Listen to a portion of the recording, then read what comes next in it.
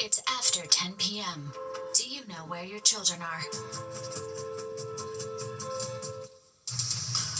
Right now on the 10 o'clock news. It is the final curtain call. The rhythm of the drums and the splashing of the paint all comes to an end tonight. Blue Man Group hosts its final show after a three-decade run right here in New York City. And Trump's tariffs sparking a trade war with allies. It is leading some to worry over how the extra import fees will impact prices for consumers in the U.S.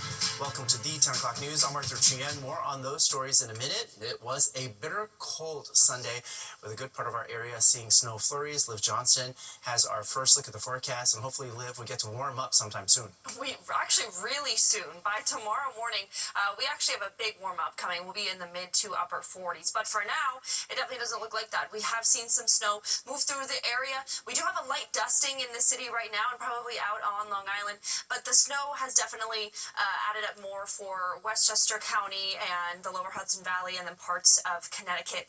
And the Connecticut's kind of in the thick of it right now, but it is moving east. And you can see there's not much following this system. So we're almost through. And right now in New York City, we are above freezing. So it's getting harder and harder for that snow to stick around. So you'll likely just see a little bit of light rain. We're likely going to see about 2 to 4 inches for parts of Connecticut and about 1 to 3 for the Hudson Valley, even up in White Plains. And you can see Newark has probably about half an inch that will end up settling on the ground. The rainfall hasn't been very significant. Everything's been light, the rain, the snow, but again, a little bit more if you're up in some of these areas like Connecticut still has that winter weather advisory until tomorrow morning, and then Sullivan County as well. So when you're out on the roads tomorrow for your commute, it might be a little icy, but like I said, we have warmer temperatures on the way. Arthur? Thanks so much, Liv. Well, it's been a tough week for aviation. And add to that, terrifying moments for passengers on board a plane headed to LaGuardia Airport as a fire breaks out there. This happened on a United Airlines flight leaving Houston around 8:30 this morning. A video recorded by a passenger shows flames on the wing. United says a problem with one of the plane's engines halted that takeoff. All passengers were safely evacuated and reboarded onto another flight.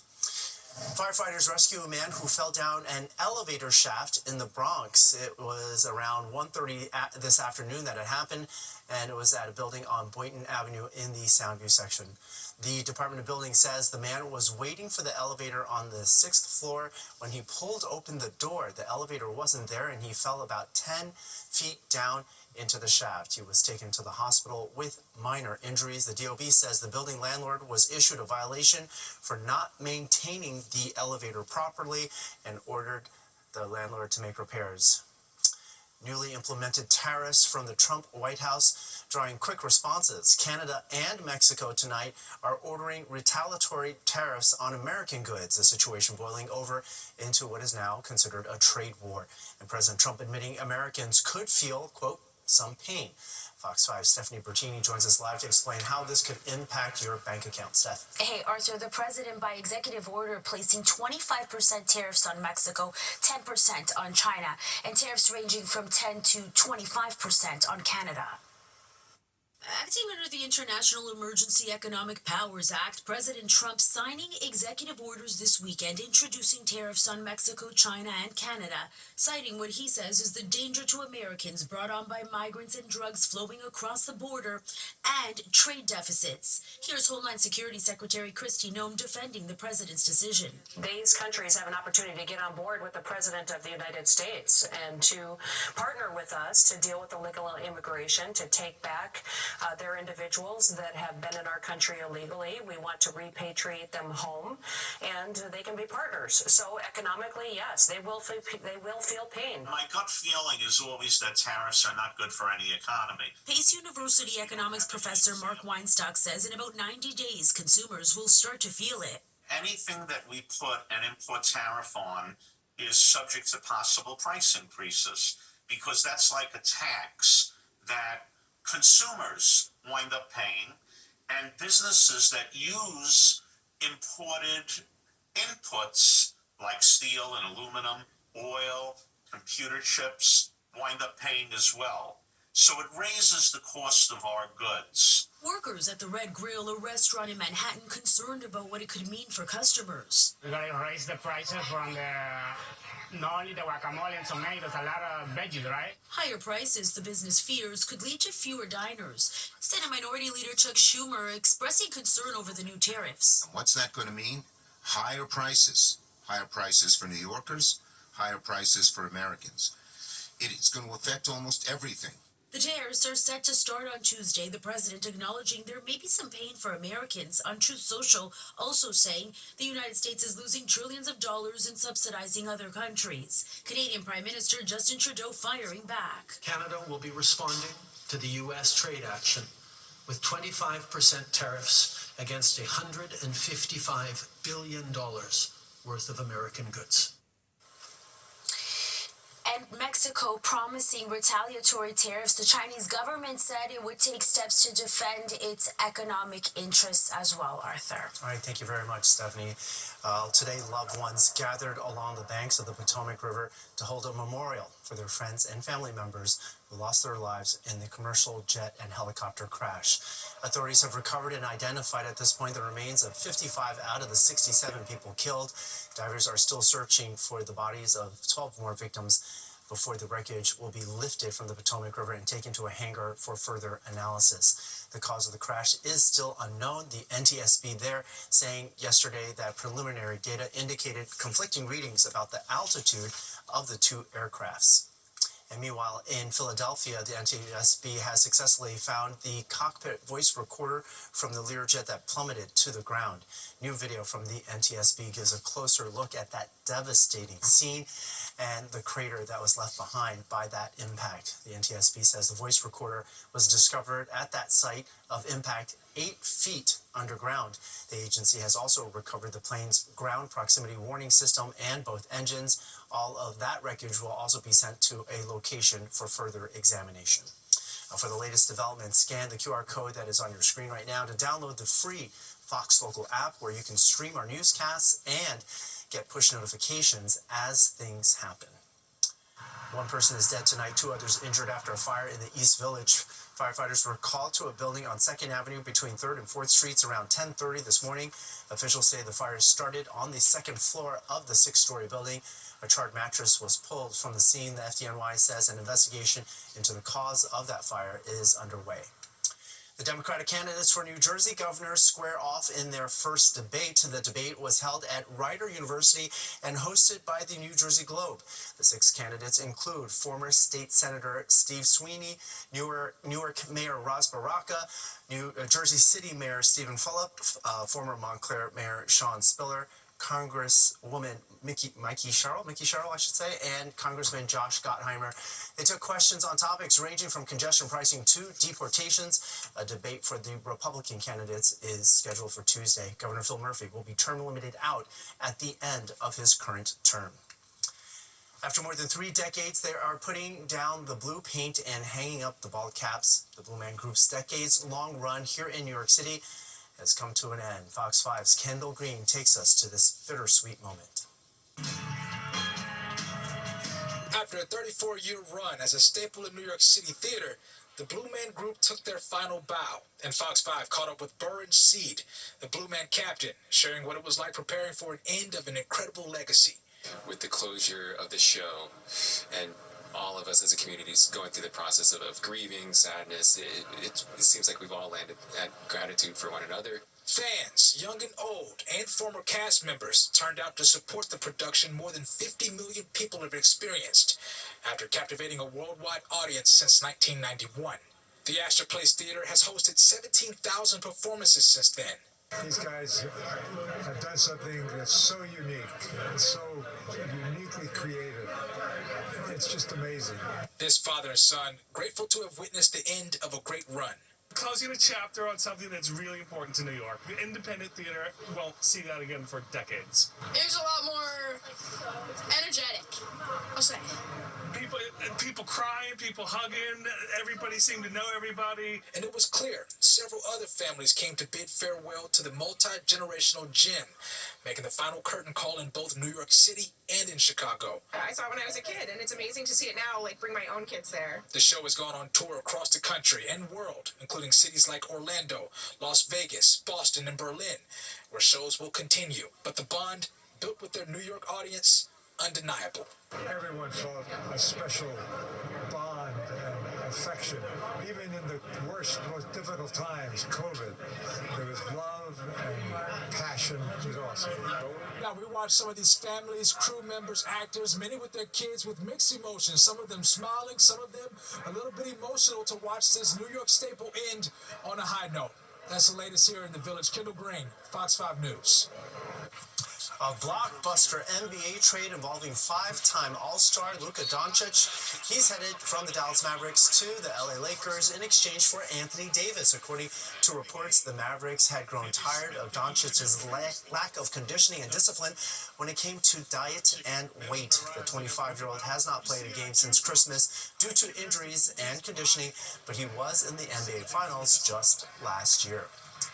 The groundhogs have spoken. Will there be 6 more weeks of winter or an early spring? Well, depending on which groundhog you ask, you're going to get a different answer. What New York City's very own Staten Island Chuck has to say on the subject, and Tino Servacio joins us with a look at what's coming up tonight. So I'm headed back down. There's a shadow up here. Get ready for 6 more weeks of winter this year. Are they actually cheering for winter? I don't know. But as you heard, Punxsutawney Phil saw his shadow, which means if he's right, we are all heading for 6 more weeks of winter. The iconic groundhog and his team of top-hatted handlers announcing the news to the crowd in Punxsutawney, Pennsylvania. The woodchuck's forecast is an annual ritual that brings thousands of revelers to that town. For those hoping for an end to winter and didn't like Phil's prediction, listen up. New York's very own Staten Island Chuck says to expect an early spring. And data shows he is the most accurate weather forecasting groundhog out there. Michelle Ross takes us to his burrow. Will we be lucky enough for an early spring, or will we be forced to tolerate 6 more weeks of winter? It's all up to Staten Island Chuck here at the Staten Island Zoo. Today is the one day when we trust a small, adorable, furry little creature with the fate of the entire season. The annual Groundhog Day ceremony brings out a crowd to witness if the groundhog will see his shadow. The PS 29 chorus singing a song called Shadowphobia.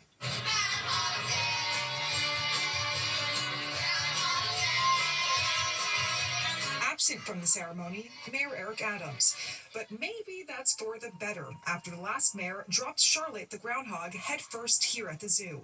She died a week later from internal injuries. But who was here on this frigid cold day was Lucy DePeppo.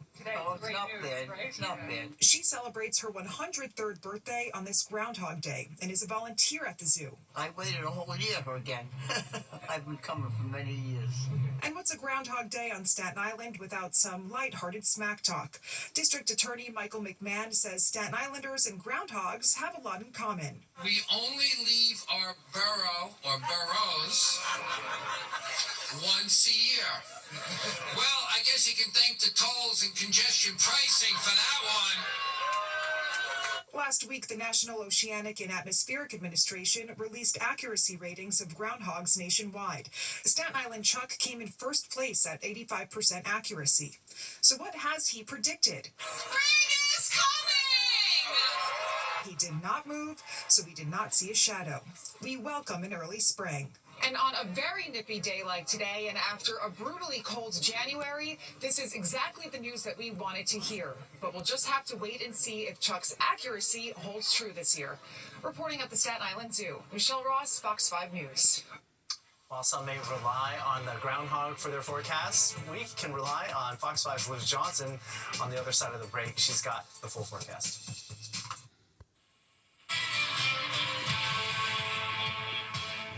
All right, well, Welcome back, everyone. Well, here's what you can expect for the rest of your evening and through the overnight hours. We'll probably see about 2 to 4 inches of snow total in southern and interior Connecticut, about an inch or two for northeast New Jersey and the lower Hudson Valley. But we're almost to the end of it. It really should be moved up by about midnight. Now, as we looked at earlier, Michelle reported on Groundhog Day, and Phil saw 6 more weeks of winter. Also, Buffalo Bert up in New York State saw 6 more weeks of winter, but Staten Island Chuck, who we know is the most accurate, did predict an early spring, and that is 46 days away. The first day of spring is Thursday, March 20th. Now, first we have to get through February. Our average high for this month is about 42 degrees, and our average low is about 29 degrees. But I'll give you a hint, tomorrow we're going to be way above that, so it's been a pretty decent start to the month. Current temperatures right now, 31 degrees in New York, 37 out on Long Island, so it's going to be really hard for any snow to continue falling out east because we are above freezing. Same thing down the shore in New Jersey, but it's a different story for places like Hartford, where it's 24, 26 for Poughkeepsie, and 28 for White Plains. So we'll likely still see some snowfall, again, probably through about midnight, and then it will be clear.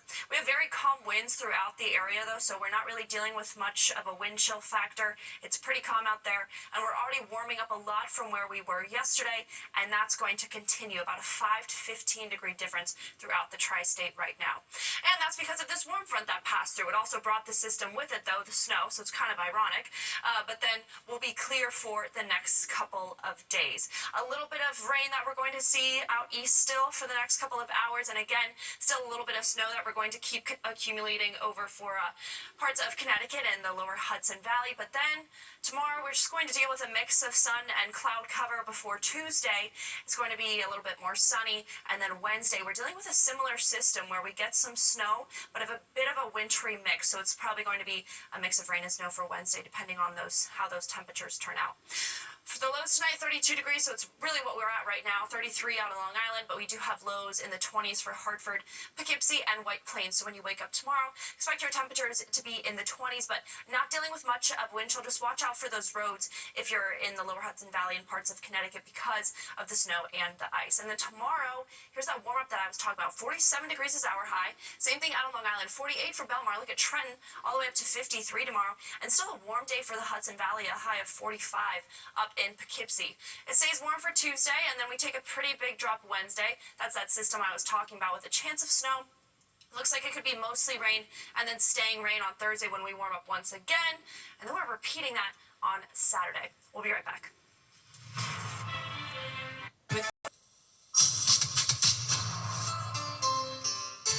It is time now for a look ahead at some stories happening this week.